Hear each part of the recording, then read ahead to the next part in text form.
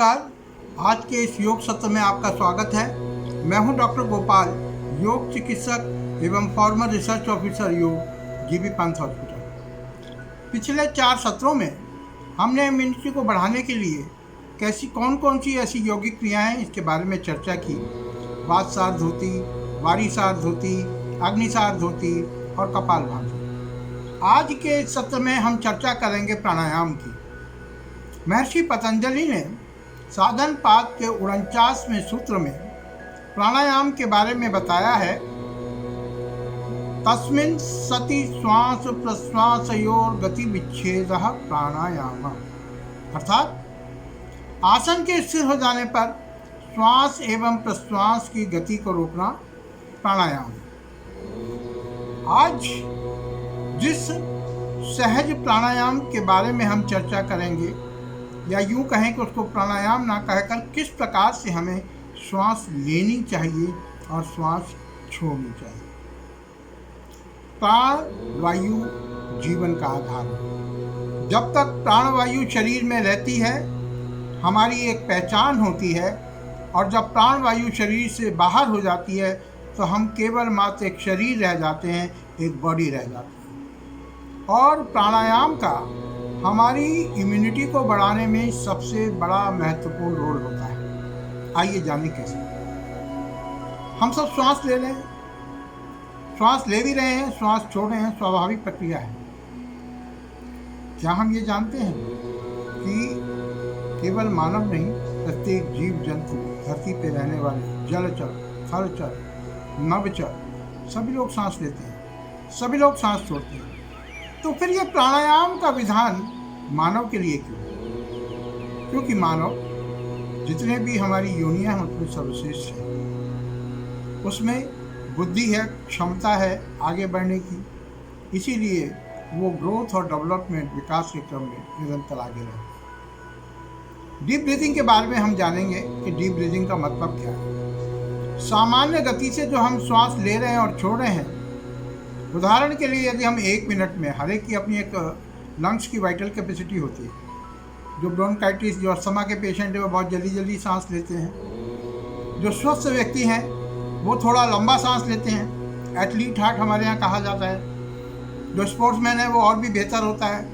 तो इस प्रकार से हर एक की क्षमता होती है। लेकिन डीप ब्रीदिंग का अर्थ है कि जो हम सामान्य रूप से श्वास लेते हैं, यदि 1 मिनट में हम 10 से 12 बार श्वास लेते और छोड़ते हैं, तो डीप ब्रीदिंग का मतलब है कि कम से कम उससे आधी बार, यानी कि 6 या 4 बार श्वास लें और छोड़ें। गहरा लंबा श्वास लें और गहरा लंबा श्वास छोड़ें।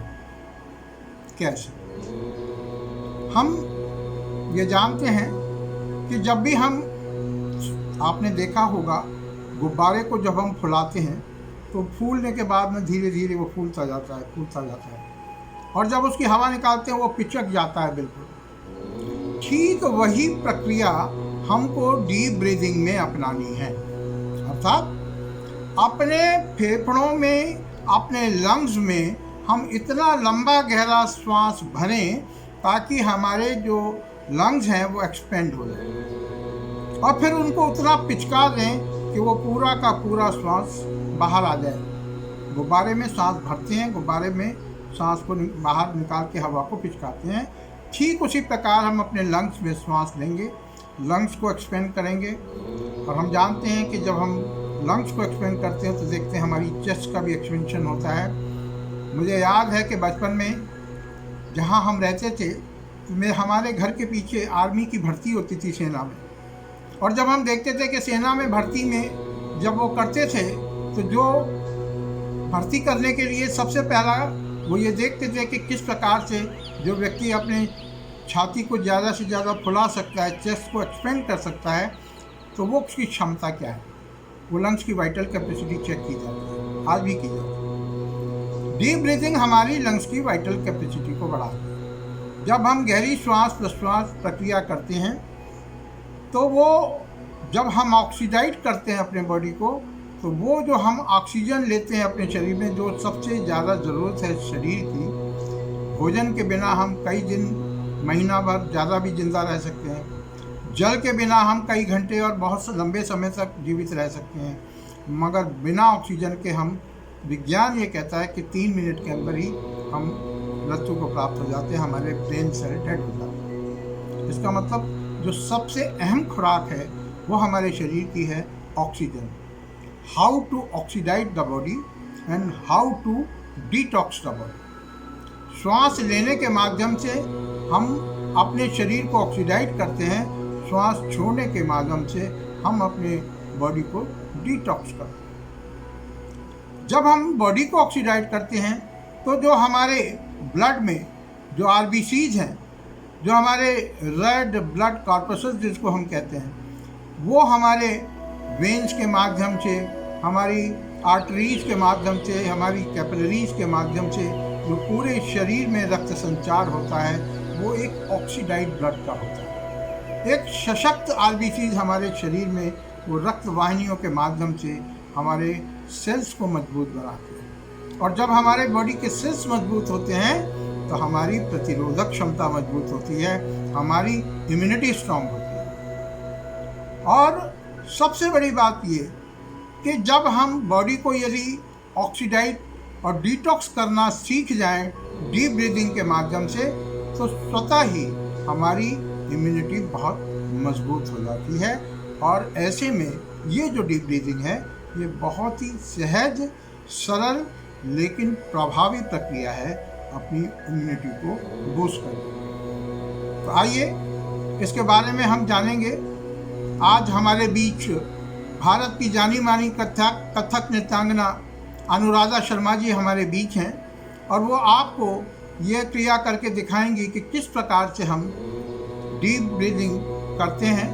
आराम से सुखासन या किसी भी ध्यान के आसन में हम कमर को सीधी रख के बैठ जाएं, आँखों को बंद कर लें और कमर को सीधी करके बैठें, और मन को एकाग्र करते हुए गहरी श्वास अंदर लें और उसी प्रकार से उसको धीरे धीरे बाहर निकालें। Inhale and exhale. 3 प्रकार के प्राणायाम हमें बताए गए। पूरक यानी श्वास अंदर लेना, रेचक अर्थात श्वास को बाहर निकालना, और कुंभक अर्थात श्वास को रोकना। श्वास को 2 प्रकार से रोका जाता है, अंदर श्वास लेकर जिसको हम अंतर कुंभक कहते हैं, और बाहर श्वास निकालकर जिसको बाह्य कुंभक कहते हैं। लेकिन डीप ब्रीदिंग के अंदर केवल हम श्वास को अंदर लेते हैं और हल्का सा पॉज देके श्वास को पुनः बाहर निकालते हैं। और इस प्रक्रिया को हमें कम से कम 3 से 4 मिनट अभ्यास करना चाहिए, ताकि हम अपने बॉडी को ऑक्सीडाइज कर सकें और डिटॉक्स कर सकें। जब हम बॉडी को ऑक्सीडाइज करते हैं, हमारे ब्लड के अंदर जो उपस्थित आरबीसीज हैं वो ज़्यादा से ज़्यादा ऑक्सीजन को ग्रहण करते हैं, और जो ऑक्सीडाइज ब्लड जब हमारे पूरे बॉडी में रक्त का संचार होता है वो हमारे सेल्स को मजबूत बनाता है। और ये डीप ब्रीदिंग बहुत ही उपयोगी हो जाती है हमारी इम्यूनिटी को बढ़ाने। इस प्रक्रिया को आप ध्यान में रखें, बहुत सहज है, बहुत सरल है। और आज जितनी शुद्ध वायु हमको यहाँ उपलब्ध है, आजकल के वातावरण में इतने वर्षों के बाद इतनी अच्छी वायु और इतना अच्छा ऑक्सीजन हमको उपलब्ध शायद भविष्य में कब होगा नहीं होगा। इस समय का लाभ लें, और इस कोरोना जो वैश्विक महामारी है इसमें हम अपनी इम्यूनिटी को ज़्यादा से ज़्यादा मजबूत करें। आज ही से डीप ब्रीदिंग प्रक्रिया आरंभ करें, और थोड़ा ज़्यादा और समय कर पाएँ तो और भी बेहतर होगा, ताकि हम ज़्यादा से ज़्यादा अपनी बॉडी को ऑक्सीडाइज करें और डिटॉक्स करें। अगले सत्र में हम चर्चा करेंगे इसी प्रकार एक और क्रिया के बारे में। तब तक आप कोरोना से बचें, स्वस्थ रहें, घर में रहें, सुरक्षित रहें, और हाँ, सदा याद रखें कि पृथ्वी और प्रकृति से सदा प्रेम करते रहें। हमेशा सुखी रहेंगे। नमस्कार।